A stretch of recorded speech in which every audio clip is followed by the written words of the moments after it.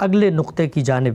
یہ جو نقطہ ہے دوسرا، اس پر کچھ کہنے کی ضرورت نہیں ہے۔ ہم جب سے پیدا ہوئے ہیں، اس طرح ہمارے عقائد کے کچھ اجزاء ہیں، اسی طرح ہمارے پاکستانی ہونے کے بھی اجزاء میں یہ بات شامل ہے۔ ہم بچپن سے کتابوں میں پڑھتے چلے آئے ہیں کہ ہمارے ملک کا ایک ازلی ابدی دشمن ہے، اور وہ دشمن ہے کہ جس کے ساتھ کبھی بھی ہماری وفاداری اور دوستی کے تعلقات قائم نہیں ہو سکتے۔ دوسرا نقطہ کیا تھا، پڑھ دیتا ہوں۔ تقسیم کے وقت سے اب تک پاکستان کا ایک حصہ بھارت کے قبضے، تسلط اور ظلم میں ہے، جہاں مظلوم کشمیریوں کو بھارت کے مظالم سے بچانا ہماری ذمہ داری ہے۔ بھارت اس لحاظ سے براہ راست ہمارا دشمن ہے۔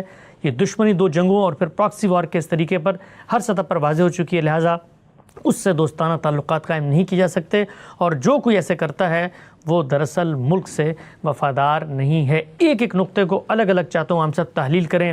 کہا جاتا ہے کہ 2 قومی نظریہ تھا، ملک الگ ہوا، ہم نے اسلام کے نام پہ ملک بنایا، وہ لوگ چاہتے تھے وہاں پر کہ ہمیں نہ رہنے دیں، ہمارے دین پر ہم عمل نہ کر سکیں، ملک بنایا، ملک کو انہوں نے تسلیم نہیں کیا، جنگیں چھیڑیں، اب وہ ہمارا دشمن ہے، وہ خود کہہ رہا ہے دشمن ہے، عمل سے واضح ہو گیا دشمن ہے، تو اب دشمنی کے اس تعلق کو قائم رکھ کے آگے بڑھا جا سکتا ہے نا، اس سے دوستی کیسے کی جا سکتی؟ میں اس پر تو ذرا آگے جا کے گفتگو کروں گا جب یہ باقاعدہ ایک نقطے کے طور پر زیر بحث آئے گا کہ ملک کیوں بنایا گیا اور اس کے پس منظر میں کیا ضرورتیں کار فرما تھیں، ایسا کیا ہوا کہ ہندوستان متحدہ نہیں رہ سکا۔ یہاں دشمن کے بیانیے پر گفتگو کر لیتے ہیں تاکہ توجہ کا پوری طرح ارتکاز رہے۔ ہم جب یہ کہتے ہیں کہ فلاں شخص یا فلاں قوم میری دشمن ہے، تو اس کی 3 ہی صورتیں ہو سکتی ہیں۔ فرد کے بارے میں یہ کہیں، یا قوم کے بارے میں کہیں، یا کسی جماعت کے بارے میں کہیں۔ ایک صورت یہ ہو سکتی ہے کہ آسمان سے وحی آ رہی ہے، اللہ تعالیٰ نے بتا دیا کہ فلاں قوم یا فلاں شخص کے ساتھ تمہاری دشمنی ہو گئی۔ یہ آپ کے علم میں ہے کہ اللہ تعالیٰ نے سیدنا ابراہیم کو جب وہ اپنے باپ کے لیے استغفار کر رہے تھے تو یہ بتایا کہ وہ تو میرا اور تمہارا دشمن ہو چکا ہے۔ اسی طرح کا معاملہ مشرکین عرب کے بارے میں زیر بحث ہے۔ وہاں بھی جو الفاظ استعمال کیے ہیں وہ ہے کہ عدوی و عدوکم، میرے اور تمہارے دشمن ہو گئے ہیں یہ لوگ۔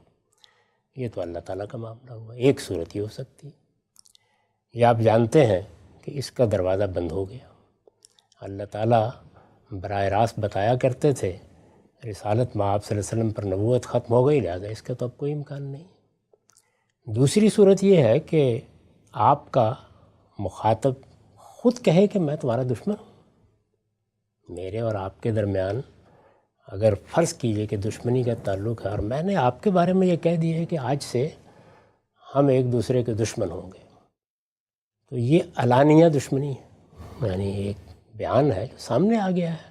یہ ایسے ہی ہے کہ جیسے کوئی آدمی کسی جرم کا اعتراف کر لے تو اس کے بعد تو شہادتوں کی ضرورت نہیں رہتی۔ باقی عدالت میں گیا اور میں نے جا کے اعتراف کر لیا کہ میں چور ہوں، تو اب تو عدالت سزا دے گی، ظاہر ہے زیادہ سے زیادہ میرے اس بیان کی تحلیل کر لے گی۔ تیسری صورت یہ ہے کہ کسی معاملے میں فرد ہو یا جماعت یا قوم، ایسے واضح شواہد سامنے آ جائیں کہ جن کی بنیاد پر آپ یہ کہیں کہ ان شواہد کے ہوتے ہوئے تو کوئی شبہ ہی نہیں ہے کہ فلاں شخص یا فلاں قوم یا فلاں گروہ میرا دشمن ہے۔ 3 ہی صورتیں ہوں گی نا۔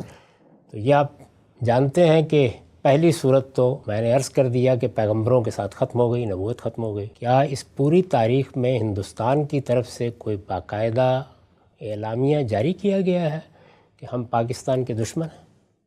یعنی کبھی آپ نے پڑھا ہو، کبھی کسی جگہ یہ بات کہی گئی ہو؟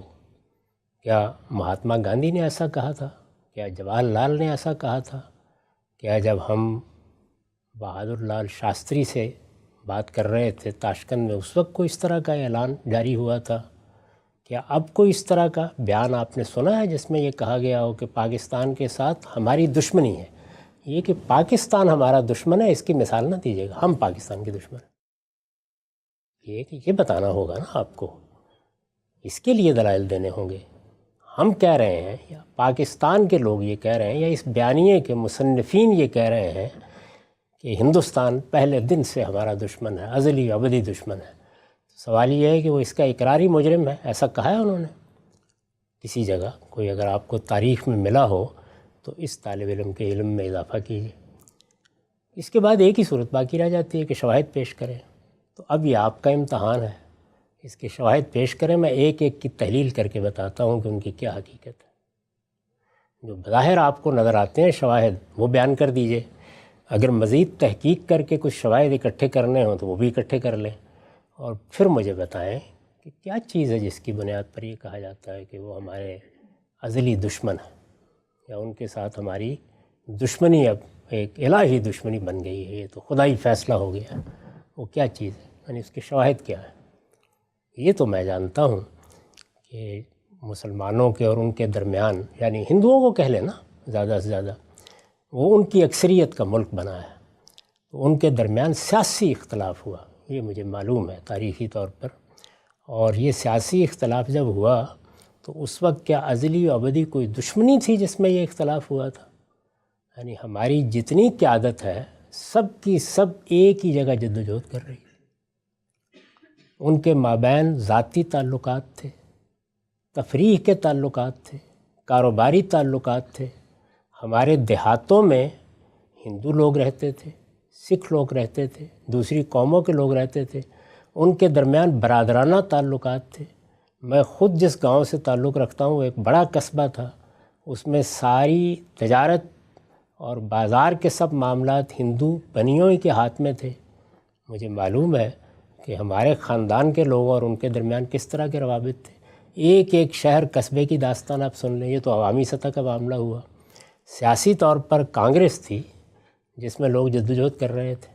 ہمارے بابائے قوم قائد اعظم محمد علی جناح بھی اسی کے ایک رکن تھے. جتنی بڑی قیادت ہے سب اسی جگہ تھی.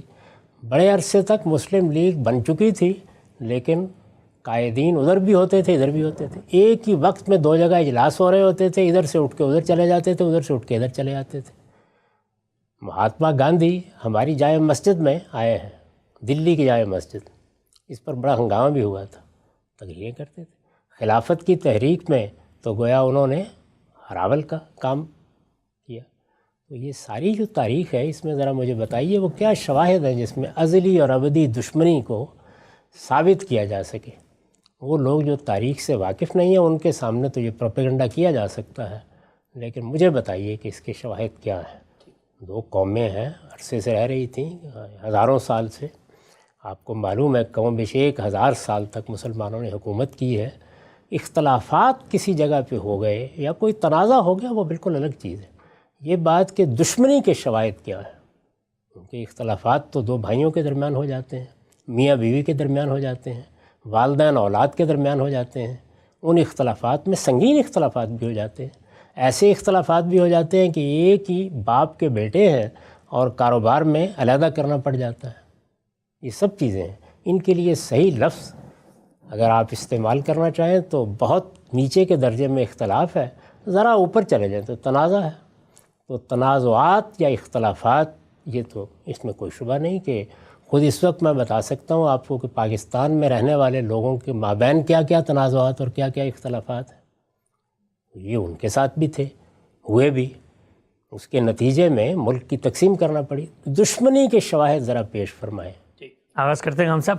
4 چیزیں بطور پاکستانی کے جب سے ہم پیدا ہوتے ہیں ہمارے حافظے میں جو بالکل پیوست کر دی جاتی ہیں دشمنی کے اسباب، وجوہ اور علل کی بنیاد پر، ان میں سے ایک ایک کر کو میں چاہتا ہوں آپ کے سامنے رکھوں. سب سے پہلی چیز ہے کشمیر کا مسئلہ. کہا جاتا ہے کہ کشمیر جب تقسیم ہو رہی تھی، مسلمانوں کی وہاں پہ اکثریت تھی، وہ پاکستان کے ساتھ شامل ہونا چاہتے تھے.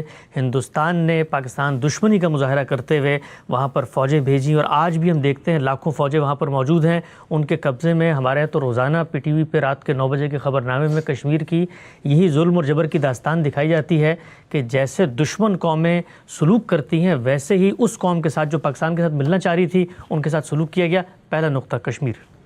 اس کا مطلب یہ ہے کہ آپ نے بھی اس دشمنی کی ابتدا ازل و ابد سے نہیں کی، سن 47 سے کی. ایسا ہی ہے نا؟ اب دیکھیے الفاظ کا اسراف کیسے ہوتا ہے، کیسے ہم بولتے ہیں یہ الفاظ. بالکل آپ نے ٹھیک بیانیہ روایت کیا ہے کہ ازلی و ابدی دشمن ہے. تو یہ ازل تو 1947 سے شروع کی ہے نا. ابھی آپ نے، میں اس کی تحلیل ابھی کرتا ہوں، یعنی یہ 1947 سے. اس کا مطلب ہے کہ اس سے پہلے کیا تھا؟ یعنی اس سے پہلے یہ مسلمان قوم، یہ ہندو قوم، یہ یہاں کی مسیحی اقوام، یہ مل کے آزادی کی جدوجہد کر رہی تھی۔ اس میں یہ اختلاف ضرور ہوا کہ کیا ہندوستان کو متحدہ ہندوستان کی حیثیت سے ایک ایسی مملکت بننا ہے جیسے کہ موجودہ زمانے میں اب قومی ریاستیں بن رہی ہیں، یعنی قومی ریاستیں کسی ایک رنگ یا نسل یا مذہب کے لوگوں کی نہیں ہوتی، بلکہ وطن کی بنیاد پر جو لوگ بھی وہاں رہ رہے ہوتے ہیں ان سب کا ملک ہوتا ہے، اور وہاں وہ جمہوری طریقے کے اوپر انتخابات کے ذریعے سے اپنے فیصلے کرتے ہیں۔ یہی اصول تھا، اسی پر ساری بات ہو رہی تھی۔ اس میں یہ مسئلہ پیدا ہو گیا کہ چونکہ ہندوؤں کی بہت بڑی اکثریت ہے، یعنی مسلمان 1/3 بھی نہیں ہیں، اس میں اس کا اندیشہ ہے، اور اس کے بعد قرائن اور شواہد بھی سامنے آ گئے، اس کا اندیشہ ہے کہ ان دونوں قوموں کے مابین غلبے کی ایک نفسیات پیدا ہوگی، اور چونکہ اس سے پیچھے تاریخ بھی رہی ہے، اس کا شدید اندیشہ ہے کہ مسلمانوں کے حقوق ان کو نہیں ملیں گے۔ وہ حقوق کیا ہوتے ہیں قومی لحاظ سے؟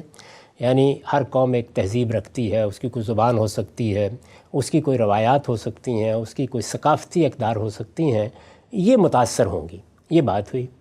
اب اس میں 2 نقطہ نظر پیدا ہو گئے۔ ایک نقطہ نظر یہ تھا کہ نہیں، ایسا کچھ نہیں ہوگا، بہت بڑی تعداد میں مسلمان ہیں، کوئی 10-20 تو ہے نہیں، کروڑوں کی تعداد میں ہے، تو یہ اپنے آپ کو منوائیں گے۔ بلکہ بہت سے علاقے ہیں ایسے ہندوستان کے، متحدہ ہندوستان کی بات میں کر رہا ہوں، کہ جس میں ان کی اپنی صوبائی حکومتیں بن جائیں گی، تو اس لیے ایک توازن پیدا ہو جائے گا۔ ایک نقطہ نظر یہ تھا، میں اس کی کوئی تفصیل نہیں اس وقت کرنا چاہتا۔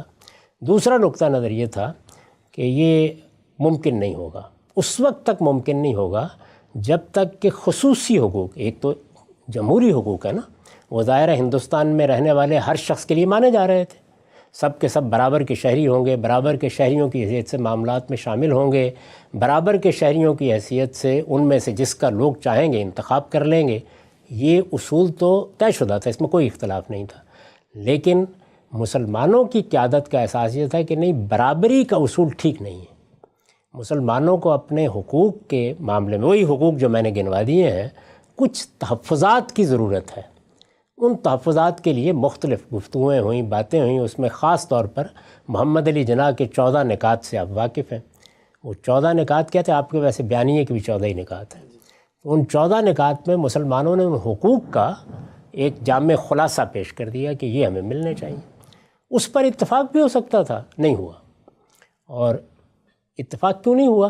اس کی وجہ یہ ہے کہ دوسرا فریق یہ سمجھتا تھا کہ اس طرح سے ہم ایک بری روایت ڈال رہے ہیں، آج ایک قوم کے ساتھ یہ معاملہ کریں گے، کل دوسری قوم کے ساتھ کریں گے۔ اب مثال کے طور پر دیکھیں نا کہ یہ امریکہ ہے، اس میں ہم بیٹھے ہوئے ہیں، اس میں بہت سی اقوام ہیں، اس میں زبانوں میں بھی اختلاف ہے، یہاں بہت لوگ ہیں جو اسپینش زبان بولتے ہیں، بہت سے جو انگریزی زبان بولتے ہیں، رنگوں کا بھی اختلاف ہے۔ تو اس میں اگر ایک ایک قومیت کو آپ الگ الگ حقوق کے لحاظ سے دیکھیں تو کوئی نظم نہیں وجود میں آتا۔ دوسروں کا نقطہ نظر یہ تھا، مسلمان یا مسلمانوں کی قیادت بتدریج، پہلے مرحلے میں ایسا نہیں تھا، اس نتیجے تک پہنچی کہ نہیں، یہ ہماری ضرورت ہے۔ اس پر اتفاق نہیں ہو سکا۔ یہ 2 نقطہ ہے نظر کا اختلاف تھا۔ جب اس پہ اتفاق نہیں ہو سکا تو تقسیم پر راضی ہو گیا۔ تو ازلی ابدی دشمنی کا تو کوئی سوال نہیں تھا، ایک نزاع واقع ہوئی، اس میں یہ نقطہ نظر تھے۔ اس پر اب ہم اس پہ گفتگو نہیں کرتے کہ کس کا موقف درست تھا، کس کا غلط تھا۔ اس نزاع کے نتیجے میں فیصلہ یہ ہوا، جیسے کہ عام طور پہ ہوتا ہے کہ بھئی ہیں تو ہم ایک ہی باپ کے بیٹے، لیکن اب یہ کاروبار اکٹھا نہیں ہو سکتا، اب بہتر ہے الگ الگ ہی کر لیں۔ تو بہت سلیقے کے ساتھ جس کو قائد اعظم نے بیان کیا کہ ہم تو ایسے تعلقات کی توقع رکھتے ہیں جیسے کینیڈا اور امریکہ کے تعلقات ہیں، یہ قائد اعظم کے الفاظ ہیں۔ اور اس زمانے میں جب یہ جدوجہد ہو رہی تھی، کسی کے وہم و گمان میں بھی نہیں تھا، لیڈر حضرات آپس میں ملتے تھے، بات کرتے تھے، بیٹھ کے کھانا کھاتے تھے، سب معاملات طے کرتے تھے۔ آپ پوری تاریخ کا مطالعہ کر لیں، اس میں یہ طے ہو گیا۔ جب ظاہر ہے کہ اس طرح کی علیحدگی ہوتی ہے تو ایک خاندان میں بھی ہو تو کچھ تلخی آ جاتی ہے، طبائع میں آ جاتی ہے، گفتگوؤں میں آ جاتی ہے، لیکن اتنی ہی تھی جتنی عام طور پر دنیا کے نزاعات میں آتی ہے۔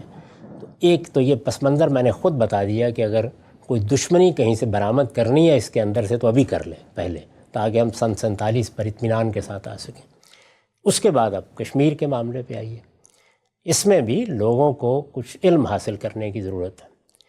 ہندوستان جس پر برطانیہ عظمیٰ کی حکومت تھی، لوگوں کو معلوم ہونا چاہیے کہ یہ سارا کا سارا ہندوستان ایک طریقے سے جیسے امریکہ چل رہا ہے یا برطانیہ چل رہا ہے اس طرح نہیں چل رہا تھا۔ انگریز جب یہاں آئے تو انہوں نے آ کے یہاں مغلوں کی حکومت بتدریج ختم کی۔ اس کے بعد بعض علاقے تھے جہاں پر جو تعلقے داریاں تھیں یا آپ کہہ سکتے ہیں کہ چھوٹی چھوٹی ریاستیں تھیں، ان کو بھی انہوں نے ایسے حالات پیش آئے، کوئی جنگ و جدال کی نوبت آ گئی یا معاملہ نہیں ہو سکا تو ختم کر دیا۔ اس سے ایک بڑا علاقہ وہ تھا جس کو انگریزی حکومت براہ راست کنٹرول کرتی تھی، اس کو برطانوی ہند کہا جاتا تھا، ایک بڑا علاقہ تھا۔ اس میں کوئی 17 کے قریب صوبے بن گئے ہوئے تھے، لیکن یہ سارا ہندوستان نہیں تھا۔ سارے ہندوستان میں آپ جانتے ہیں 565 نیم خود مختار ریاستیں تھیں، ایک نہیں، دو نہیں، 565۔ ان میں سے تقسیم کے بعد 13 ریاستیں پاکستان کے حصے میں آئی تھیں، تو اس لیے باقی کتنی رہ گئی؟ 552، یعنی ادھر بھی اتنی رہ گئی تھی باقی۔ پورے بر صغیر میں کہیے یا متحدہ ہندوستان میں کہیے تو 565 ریاستیں تھیں۔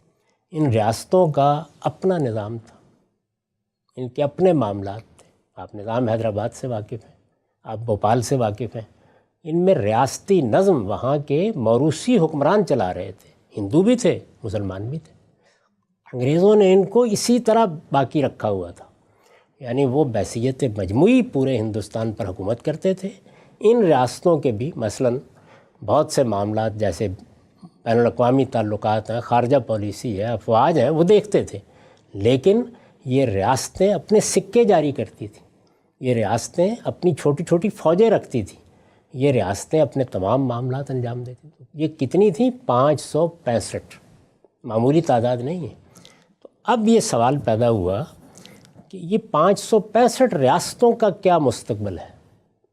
یعنی انگریزوں نے تو یہ طریقہ اختیار کیا۔ آپ جانتے ہیں کہ ہم لوگوں نے 10 سال ملیشیا میں گزارے ہیں، وہاں پر بھی یہی صورتحال تھی، یعنی اب بھی وہاں 9 ریاستیں اپنے موروثی حکمرانوں ہی کے تحت ہیں۔ تو آپ اگر وہاں کے میوزیم میں جائیں تو وہاں وہ دستاویز ہے جس میں انہوں نے ملیشیا کی آزادی کا فیصلہ کیا ہے۔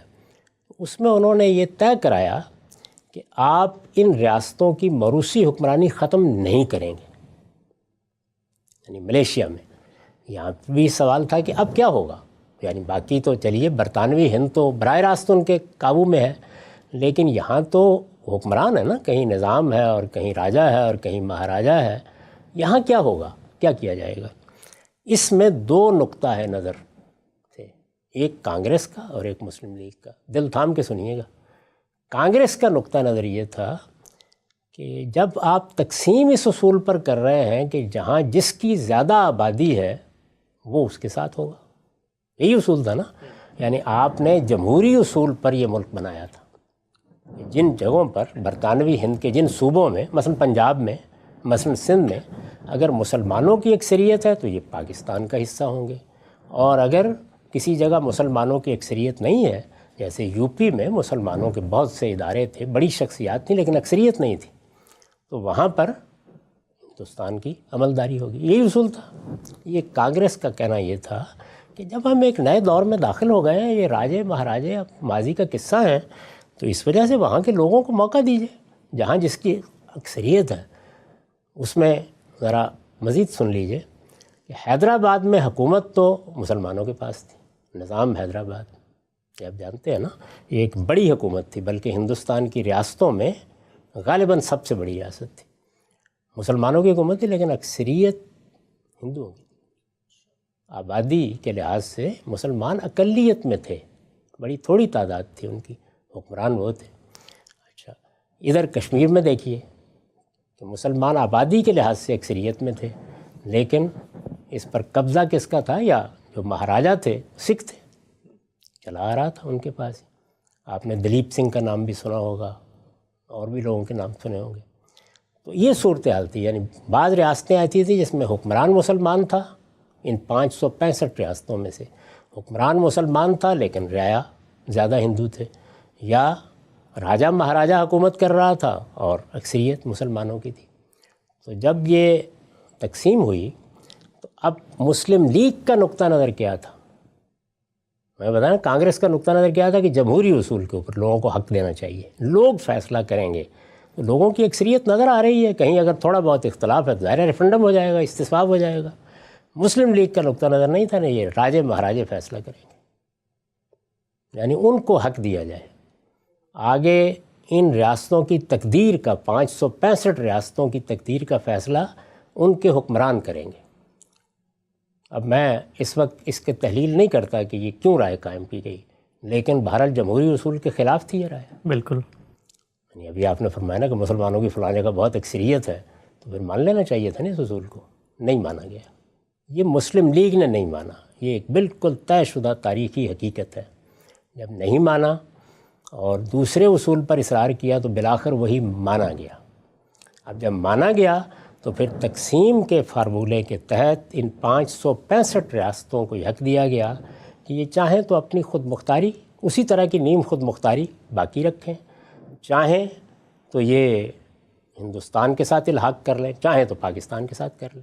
اب ایک بڑی واضح سی صورتحال تھی کہ کوئی چارہ ہی نہیں تھا کہ ریاستیں کر لیں، کیونکہ ہر ایک کو معلوم تھا کہ پنڈت جواہر لال بھی اس کو قبول نہیں کریں گے، ادھر کی قیادت بھی، یہ قیادت دنیا میں راجے مہاراجوں کے دور سے ذہنی لحاظ سے آگے جا چکی تھی۔ تو اس لیے اب دیکھیے کیا ہوا، 549 ریاستوں نے، 552 رہ گئی تھی نا ہندوستان میں، 549 ریاستوں نے ہندوستان کے ساتھ بہت جلد، یعنی تھوڑے تھوڑے دنوں کے بعد الحاق کا اعلان کر دیا۔ 3 ریاستوں نے توقف فرمایا، اچھا، جوناگڑھ نے، حیدرآباد نے اور کشمیر نے، یعنی انہوں نے فوراً فیصلہ نہیں کیا۔ اس میں ظاہرہ کے مسائل تھے، یعنی نظام فیصلہ کرے تو وہ خود مسلمان ہے تو اس کی رائے تو ہوگی نا کہ میں پاکستان کے ساتھ جاؤں، لیکن رائے نظر آ رہا ہے کہ ان کی تو اکثریت ہندوؤں کی ہے، مشکل ہو گیا نا یہ فیصلہ۔ کشمیر کا حکمران فیصلہ کرے، ایک مشکل صورتحال تھی۔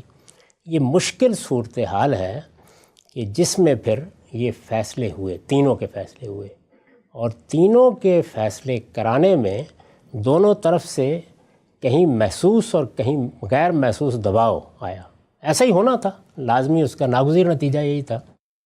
چنانچہ ہم نے دیکھا کہ جوناگڑھ میں بھی ہندوستان کا دباؤ کام کر گیا، نظام حیدرآباد پر بھی کام کر گیا، یعنی وہاں پر بھی آہستہ آہستہ قبضہ ہو گیا اس کا، اور ادھر کشمیر میں بھی یہ چیز کام آئی اور کشمیر کی طرف سے بھی الحاق ہو گیا۔ تو تینوں نے الحاق کی دستاویز پر دستخط کر دیے۔ اب آپ کا نیریٹو یا بیانیہ کیا ہے کہ یہ الحاق پر جو دستخط ہوئے ہیں یہ آزادی کے ساتھ نہیں ہوئے، یہ ایسے ہی ہے جیسے انتخاب کا نتیجہ سامنے آ گیا تو آپ نے کہا کہ دھاندلی ہو گئی، یہ نیریٹو تھا۔ اس نیریٹو میں یہاں سے کچھ مجاہدین اٹھے اور انہوں نے اٹھ کے تقسیم کی، ہمہ ہمی تھی، یعنی ابھی کوئی افواج نے اس طرح سے کنٹرول حاصل نہیں کیا تھا۔ ظاہرہ ہماری سرحدیں ملتی تھیں بالکل اسی طرح جیسے حیدرآباد کو ہندوستان چاروں طرف سے گھیرے ہوئے تھا، وہاں ان کی افواج کو بھی اور پولیس کو بھی ایکشن کرنے میں کوئی زیادہ مشکل پیش نہیں آئی۔ ادھر سے ہمارے ہاں سے مجاہدین سے کہا گیا کہ اب قبضہ کر لو کشمیر پر، اور اس میں ظاہر ہے کہ ہماری اس وقت کی جو کچھ بھی افواج میں لوگ تھے انہوں نے بھی کردار ادا کیا۔ اس کے نتیجے میں 1/3 کشمیر پر پاکستان کا قبضہ ہو گیا، اسی کو آپ آزاد کشمیر، گلگت اور بلتستان کہتے ہیں، کم و بیش، جنگ کے نتیجے میں، یعنی اس کو کیا کہیں گے آپ، یعنی اس وقت تو ابھی ہندوستان کی فوج تو ہے ہی نہیں سامنے، جو تھوڑی بہت اس طرح کی قوتیں ہوتی ہیں جو کنٹرول کر رہی ہوتی ہیں، تو آپ داخل ہوئے تو آپ نے قبضہ کر لیا۔ جب ہندوستان کی فوج وہاں اتری اس الحاق کی دستاویزات کے پس منظر میں، تو پھر اس کے بعد انہوں نے آگے نہیں بڑھنے دیا، یہ ہو گیا۔ اب یہ اس وقت کی صورتحال میں ہو گیا، یعنی چونکہ 47 کی صورتحال ہے، تقسیم کا موقع ہے، ایک طرح کا معاملہ ہوا، تو یہ اب ایک تنازع بن گیا، یعنی اس تنازع کو اب حل ہونا چاہیے۔ اس میں اقوام متحدہ میں آپ نہیں گئے تھے، ہندوستان گیا تھا، اور یہ کہہ کے گیا تھا کہ ہمارے علاقے پر انہوں نے معاہدات کی خلاف ورزی کر کے قبضہ کیا ہے۔ آپ کو یاد ہے کہ یہ تاریخی واقعہ کہ مولانا سید ابو اللہ صاحب مودودی نے اس وقت یہ کہا تھا کہ یہ جو کچھ بھی حملہ کیا گیا ہے یہ شرعی لحاظ سے ناجائز حملہ ہے۔ اس پر بہت بڑے پیمانے پر پروپیگنڈے کا ایک طوفان اٹھا تھا۔ ظاہر میں تو آپ معاہدات کے پابند ہیں نا، جب تک آپ اعلانیہ ان کو نہیں توڑ دیں گے اس وقت تک یہ کیسے ہو سکتا ہے، یہ ان کا نقطہ نظر تھا۔ تو بہرحال یہ ہوا، میں اس وقت کسی چیز کی تصویب یا تردید نہیں کر رہا، اس سے ایک تنازع پیدا ہوا، اس میں ازلی یا ابدی دشمنی کہاں سے آ گئی؟ یا مجھے بتائیے دشمنی ہے کیسا؟ بھائی تنازع تو کسی جگہ بھی ہو سکتا ہے، دوسرا کہہ سکتا ہے کہ آپ نے زیادتی کی، آپ کہہ سکتے ہیں کہ زیادتی کی، لیکن یہ اصول تو آپ ہی نے مانا تھا کہ راجہ مہاراجہ فیصلہ کریں گے، تو اس میں مسلمانوں کی اکثریت اور یہ معاملات کہاں سے آپ کے اس بیانیے کا حصہ بن گئے؟ لیکن جب مثلا اقوام متحدہ نے کہا کہ آپ اس تصویب سے لوگوں کی رائے سے ریفرینڈم سے فیصلہ کر لیں، تو ہم تو آج تک یہی کہتے ہیں کہ اقوام متحدہ کی قراردادوں کے تحت لوگ فیصلہ کریں کشمیر کے، وہاں کے لوگ تو کھڑے ہوئے ہیں پاکستان کے ساتھ، لیکن ہندوستان ان کو فیصلہ ہی نہیں کرنے یہ دیتا۔ تو آپ نے اصول مانا ہی نہیں تھا نا، یہ تو بعد میں پنڈت جواہر لال نہرو نے اقوام متحدہ میں خود پیشکش کر دی کہ ہم استصواب کرا دیں گے، آپ نے تو یہ اصول مانا ہی نہیں تھا۔ کیوں نہیں کراتا ہندوستان استصواب؟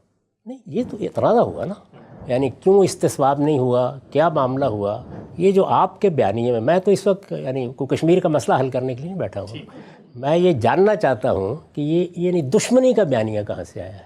بھئی تنازع ہو گیا، اس تنازع میں، تنازع کا مطلب کیا ہوتا ہے؟ تنازع کا مطلب ہے کہ ایک جائیداد ہے مثال کے طور پر، یا ایک معاملہ ہے، اس میں میرا بھی ایک موقف ہے، آپ کا بھی ایک موقف ہے، اس موقف کو ہم بیان کریں گے، اس پہ گفتگو کریں گے، بات کریں گے۔ اس میں لفظ دشمنی، یعنی اس وقت مجھے جس پہ گفتگو کرنی ہے وہ یہ نہیں کہ تنازع کیا ہے، تنازع اور اختلافات تو ہیں اور ان تنازعات کے حل بھی تلاش کیے جا سکتے ہیں، لیکن تنازع اور چیز ہے، وہ میرے اور آپ کے درمیان ہو سکتا ہے، باپ اور بیٹے کے درمیان ہو سکتا ہے، دشمنی کیسے ہو گئی؟ وہ مجھے بتائیے نا، دشمنی کی بنیاد ذرا واضح کریں۔ یہ پہلے آپ کے جو مثال آپ نے دی ہے اس پر میں نے اپنی معروضات پیش کر دی ہے، لیکن اگر تھوڑی دیر کے لیے مان لیں کہ اس طرح کی کوئی بات آپ نے فرمائی تو یہ غزوہ ہو چکا۔